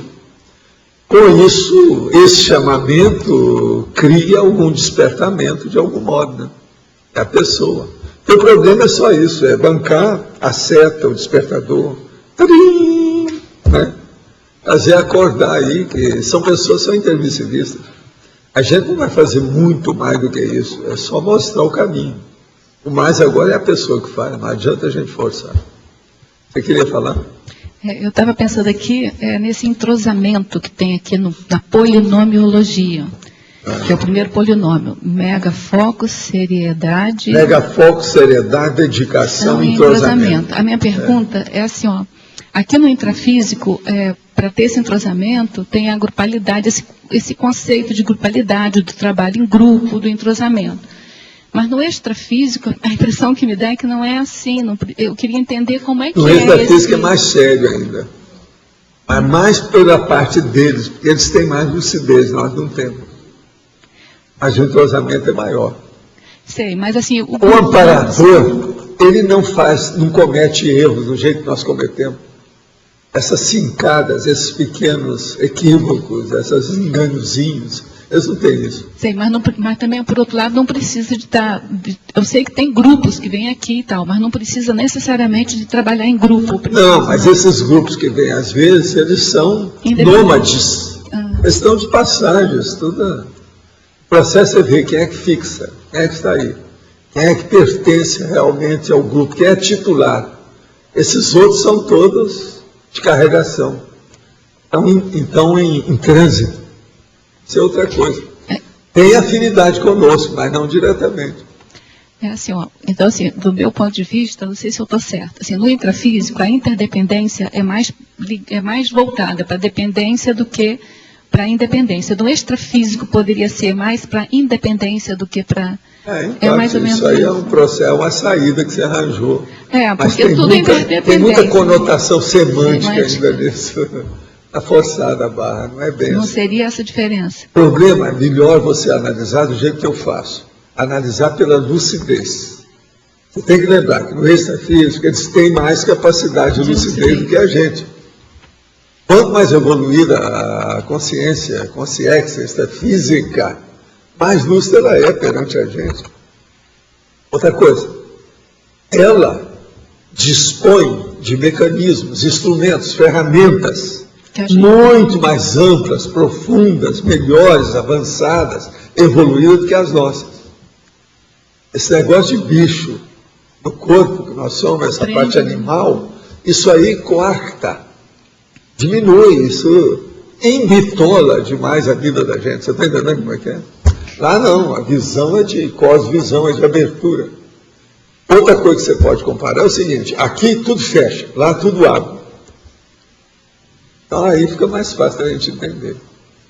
Agora veja, esse fechamento, ele é necessário. Quanto mais atrasada seja a consciência que ressoma, mais fechada deve ser, porque senão, como é que é? O cara vai ver que o pai dele foi o cara que matou a ele na última vida. Como é que fica?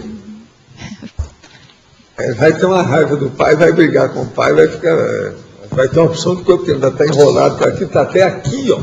Às vezes está até aqui, né? Então isso tudo precisa de ir com calma. A retrocognição, se todo mundo soubesse o que era, o mundo ia acabar numa semana. O mundo físico que eu estou falando. Ia ter desavenças generalizadas, né? Tudo, todo lado. Por isso que o processo da lei da ação e reação, série X, tudo isso é importantíssimo. Eu acho que o meu furo é porque a noção de prosêmica aqui é completamente diferente de lá. Eu acho que o meu furo está aqui. O processo de prosêmica. Porque para mim aqui tem que estar junto, lá no necessário ter muita inteligência para aprofundar a prosêmica. Uma pessoa sem inteligência, sem vivência, sem experiência, sem traquejo, sem competência, é um perigo ela saber o que está se passando em torno dela. Você não acha, não? Agora, Durma com um barulho desse, porque nós somos agora obrigados pela circunstância a expor tudo isso. É o que eu faço na minha vida inteira. Quer dizer, tarefa do esclarecimento é uma das coisas mais antipáticas que tem. É falar a verdade para esse povo que não quer saber de nada. Então, lá no Extrafísico... Então, veja, esse é o nosso trabalho. É aquilo que eu falo, uma pessoa vem para a conscienciologia. Aqui não tem nada só de bem bom, não. É serviço. Então, eu lembro, o meu slogan era suar sangue. Eu não mudei isso, não. Até hoje eu ainda estou no suar sangue. Então, até mesmo esses bolsões, assim, exatamente pelo que o senhor acabou de falar, esses bolsões que tem, que as pessoas ficam até na barotrosfera mesmo, é um max mecanismo para proteger até, né? Faz tudo parte do max mecanismo. Tudo há uma proteção do maior número possível de consciências. Maior número possível. A proteção é sempre assim. Tudo acontece o melhor para todos, se for possível. Entende? Agora, quando vai acontecer o melhor para todos, às vezes tem um ou outro que... Uma inundação, um tsunami, um vulcão, não é? Essas tempestades grandes, vocês já viram tanta gente que já morreu? Na Lagoas, por exemplo, Pernambuco, que coisa. Mais de 40 pessoas. Fora os desabrigados, desalojados. Uma coisa que eu vi é o seguinte, eles estão começando a ensinar o povo o que é desabrigado, o que é desalojado. Uma boa parte do povo não sabia o que é isso. Eu achei até bom, até que enfim tem gente ensinando alguma coisa na televisão. Desabrigado e desalojado. Desabrigado é aquela pessoa que saiu e não tem mais abrigo, acabou, está sem casa, eu sem casa, porque destruiu tudo. Agora o desalojado, ele saiu temporariamente, mas a casa ainda existe. Ele vai tentar voltar, mas por enquanto ainda não deu, então ele está desalojado. Agora, se vocês de ver o povo explicando isso na televisão, eu falo assim, muito bem, até que enfim. Você veja bem, até no infortúnio as pessoas não sabem nada, são analfabetas do infortúnio que elas passam. Então, o caso é te perguntar, você é desalojado ou desabrigado? Entende? É bom a gente entender isso aí, desabrigado e desalojado. Parece que agora o Brasil vai saber, porque através da Rede Globo não é possível, né? Alguma coisa vai aparecer. E outra coisa, eles colocam isso tudo escrito com letras garrafais grandes, e depois a locutora explica o processo direitinho. Professor, muito bom isso aí. Nesse mecanismo que o senhor coloca em relação a esses bolsões de separação que a Rosa acabou de colocar, como dentro assim vamos dizer assim, do para-direito, né? Como seria esse processo? Não é um processo de coerção, mas que nome o senhor daria dentro... Não, é da irresistibilidade. De novo, aquela história de ontem. Quem é que quer falar sobre isso aí, que ontem está falando tanto? Quem é que foi que a gente falou? A irresistibilidade. Ontem. Foi a professora lá, a Cristina. Explica o assunto aí para nós. Então, a gente até discutiu isso ontem na dinâmica do para-direito, então a gente observa assim, que quanto maior o nível evolutivo, maior o nível de lucidez de uma determinada consciência, a partir até do próprio exemplo, da presença dela, as orientações que essa consciência dá tornam-se irresistíveis para as demais. Então, nós estamos chegando à conclusão realmente que não há um processo coercitivo heterônomo, não há uma força heterônoma que vai... Existe também aí um fator muito sério, que a irresistibilidade quase sempre ela é assentada na impossibilidade da pessoa arranjar outra solução melhor. Não tem muita saída. Ela pode espernear, fazer xixi pelas pernas abaixo, se esforçar de todo jeito, que ela não consegue arranjar uma solução, uma alternativa, uma opção melhor do que aquela. Aquele é o problema ideal que a pessoa resolveu. Realmente não tem outro. A irresistibilidade, então, vem pela competência da consciência mais evoluída. Isso é que nós temos que entender bem. Agora, essa competência, ela é baseada em quê? Na inteligência evolutiva, na cosmoética, no equilíbrio do processo, na harmonia íntima e na interassistencialidade, acima de tudo na interassistencialidade. Não tem lógica isso? Agora, veja só, geralmente essas pessoas, elas não têm lógica. Então, essa consciência superior, inteligência evolutiva, vai passar a recomendação, a informação, a comunicação dentro de um nível que ela vai começar a ter que ter lógica, raciocinar, ponderar, refletir. Isso ajuda demais na questão da irresistibilidade. Então, enfim, nós podemos falar que a irresistibilidade, talvez, depois do estado vibracional, seja a outra panaceia grande que existe na Terra. Professor, então nós poderíamos citar aquela... Ontem eu faço parte do grupo da Cristina, nós estávamos conversando no debate ontem sobre isso, né?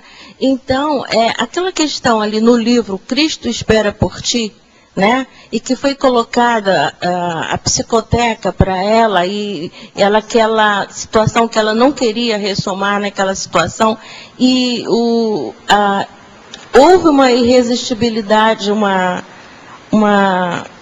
não por imposição, mas pela própria lógica, pela circunstância da questão dela diante da ressoma, né? Agora, você veja, ali não foi imposto nada em cima dela, não. Mas foi colocada a ideia para ela pensar. O dilema dela, o conflito que arranjou, era um processo que ela tinha que resolver. O problema todo é esse. Agora, ela está sempre dando conta. Por quê? Ela estava sempre com a canga em cima dos outros. Ela é aquilo que a gente fala, a derrubadora de homens. É clássica. Professor. Obrigada, professor. Aqui. São duas perguntas. Uma é sobre esse processo da irresistibilidade. O senhor disse que é a segunda panaceia depois do estado vibracional. Porém, o estado vibracional, a gente se esforça para praticar e para alcançar. E, de uma certa forma, a irresistibilidade seria algo até certo ponto natural, como se fosse uma consequência do desenvolvimento da própria consciência? O estado vibracional é natural. Mas no início tem que ter uma força. Você já pensou quantos milênios você já mexe com energia? Não. Quantos milênios? Milênios. Alguns anos eu imaginei, agora milênios não. Milênios. Tudo é energia. Tudo é energia. Sim, só que a gente normalmente faz de maneira... Sim. Só que as pessoas não dão o devido valor para isso. Sim. Professor Valdo. Agora isso. Com o estado vibracional, a gente já mostra, a pessoa vê na prática como é que funciona, etc. Tal. Sim. Agora veja, desde que você virou gente na evolução, você mexe com energia. Por quê? A sua vontade é energia. Energia. A energia é a vontade da pessoa. Ela funcionando com energia imanente. É a vontade. Agora, o que nós fazemos aqui é reorganizar esse padrão de energia, de uma certa forma, através do estado vibracional. O tempo todo. Se você quer, vamos generalizar. Chama-se reeducaciologia. Ok. Temos que nos reeducar, só isso. Certo. Nós estamos fazendo aqui reeducar.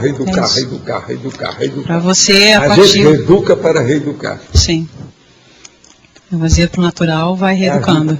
Sim.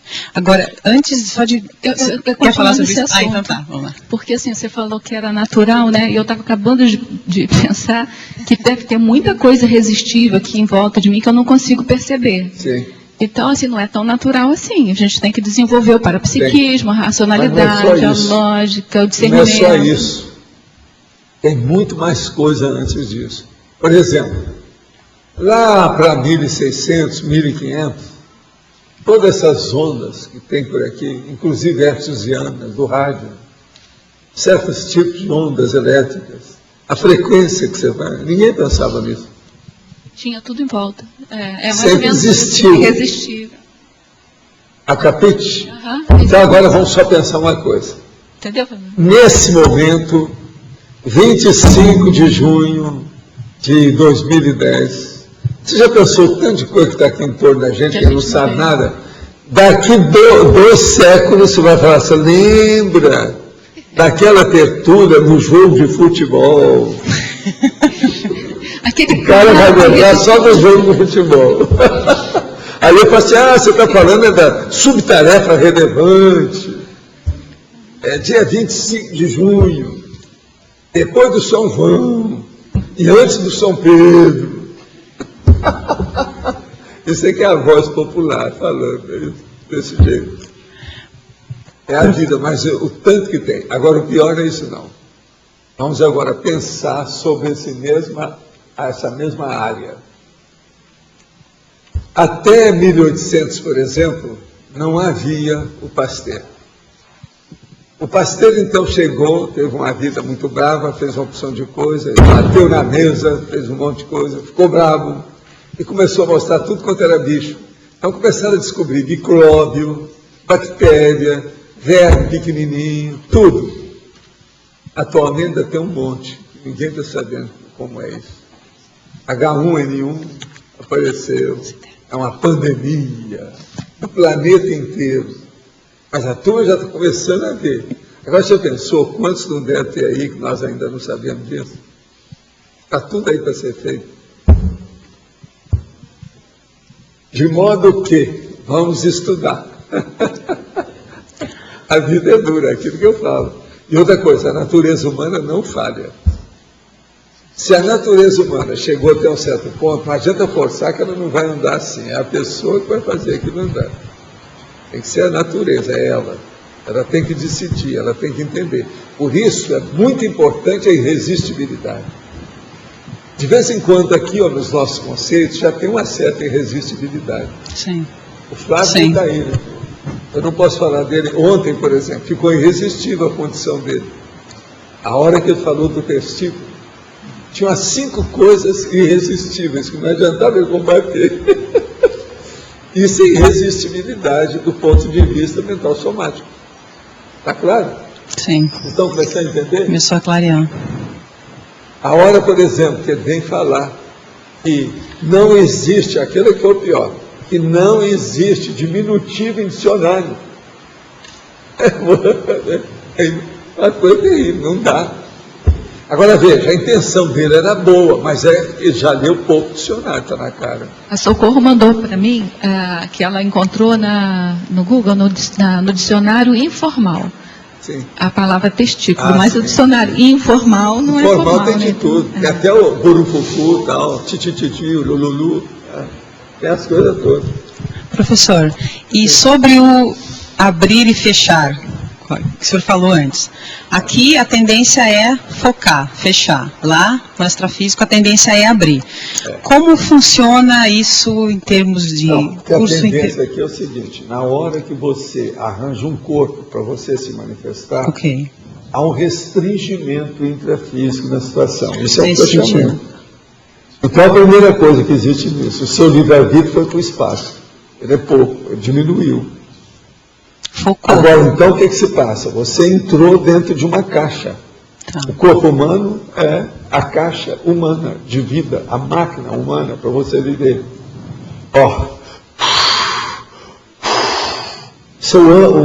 A vida inteira, até morrer. Se parar aqui, você vai embora. O corpo para. Sim. A máquina para, ela não funciona. O motor existe à base desse oxigênio, que você fica aí. Sem parar. Isso é fechamento. Tá, Você está coarquitado, você está dentro de uma masmorra. Isso é a vida humana. Agora, a hora que você dessoma, você se emancipou. Sim. É o 13 de maio. Houve liberdade. Você abriu tudo. Sim. Depende de você. Agora, em termos de foco, o corpo humano serve para nos ajudar no foco proexológico. Sim. Né? E ele é o jeito da consciência ficar no megafoco sem sair. Quer dizer, então, por exemplo, é difícil para a pessoa se deslocar. Sim. Você já pensou esse porquedromo maníaco e é disperso? Já ouvi falar. Não, pois é. Já pensou nisso. Como é que fica? Ia ser um problemão. Se não tivesse o corpo, ele estaria toda hora no lugar. Por isso que é crise mutante, aquele negócio todo, que aquilo é feito pelo psicossoma. Ele não para. Então, é um amebão em movimento incessante. Entendeu? Entendi. Então, Agora, isso, de uma certa forma, é fantástico, porque tirando a dispersão, a pessoa consegue ir direto, como se fosse um raio laser na ProEx. Esse é o caminho. Valdo, é o jeito. Com esse progresso humano em todos os sentidos, o cérebro vai melhorar, a energia vai melhorar, o futuro, essa condição intrafísica, ela vai melhorar pra caramba. E ela, em termos até de discernimento, tudo vai ser maior em termos de tudo. Né? Como que é? Até onde vai isso? Eu acho que seria bom até a gente pensar mesmo por um processo até de, vamos dizer, de reflexão. O seguinte, eu já falei isso aqui antes. Nós nunca tivemos uma vida com tanta harmonia e equilíbrio como essa agora. Então, passamos por um século, foi o pior em matéria de violência em toda a história da Terra. Então você veja esse paradoxo. Como é que é esse paradoxo? Por exemplo, a tranquilidade de pensar grande, com mental soma, de maneira cosmoética e evolutiva que nós temos aqui, nós nunca tivemos em lugar nenhum. Nunca. Um dia desse eu passei num dos condomínios nossos aqui, ó, junto ao CAEC. Eu estava pensando nisso lá dentro, a energia que tem lá. É difícil arranjar gente com as mesmas ideias afins, num nível elevado, que criaram uma vila de casa igual a esse condomínio. Eu estava pensando em todas as vilas que eu vi na minha vida, em múltiplas cidades do Brasil e no exterior. Eu não lembro de nenhuma. Nem Lígia do World não era assim. Lígia do World eu estive lá uma temporada, vi aquilo tudo como é que era. Tudo feito para isso, mas o negócio é tipo americano, judaico, dinheiro, capitalismo selvagem, quer dizer, não resolve. Agora aqui não, nós estamos criando vilas que o povo pensa diferente, tem outras ideias, as aspirações são diversas, são mais avançadinhas. Nós nunca tivemos vida assim. Pelas minhas retrocognições eu vejo. Agora, eu perguntei para várias consciências mais avançadinhas se isso que eu tenho serve de padrão para uma boa parte do povo. Eles falam assim, para a maioria. Tira suas conclusões baseadas na maioria. Por exemplo, isso que eu vi extrafisicamente, através de retrocognições também, que essa vida nós temos um holopensene mais harmonizado, com equilíbrio evolutivo maior, se isso pega em muita gente, eu falo assim, você pode estender que a maioria é assim. Então é um negócio seríssimo nós também pensarmos nessa condição atual. Quer dizer, apesar de todas essas desgraças, melhorou pra caramba e vai melhorar mais. Pois é. Mas isso... A tendência é essa, né? Cada vez mais. Vamos ver. Então, os nossos comerciais, por favor. Obrigada. As pontuações da tertúlia de hoje foram 69 assinaturas no livro de presença, 23 perguntas presenciais, 18 perguntas respondidas online, 35 votos presenciais, 11 votos online. Hoje vamos ter 3 recados. Magali e Marcos, Festival de Inverno, Alcira com 5 baia, Thaís, Pai, Biografias. Boa tarde a todos. A gente vem aqui convidar mais uma vez para o Festival de Inverno, que está começando amanhã, a partir das 5 horas no Discernimento.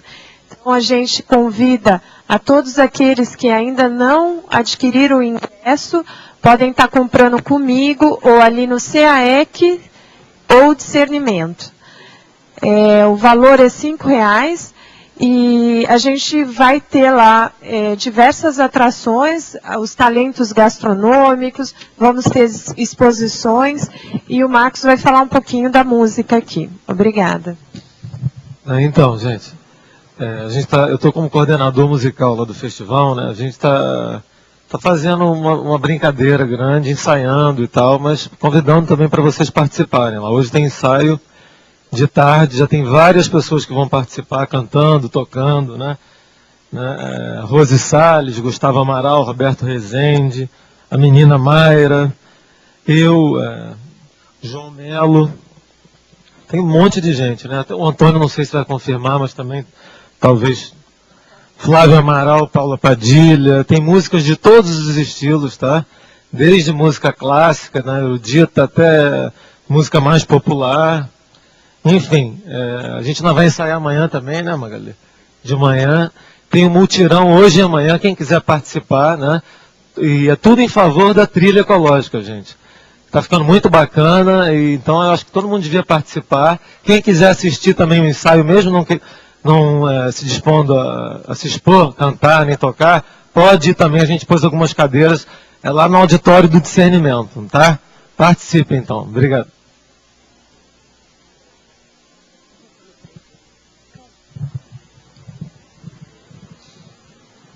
Boa tarde.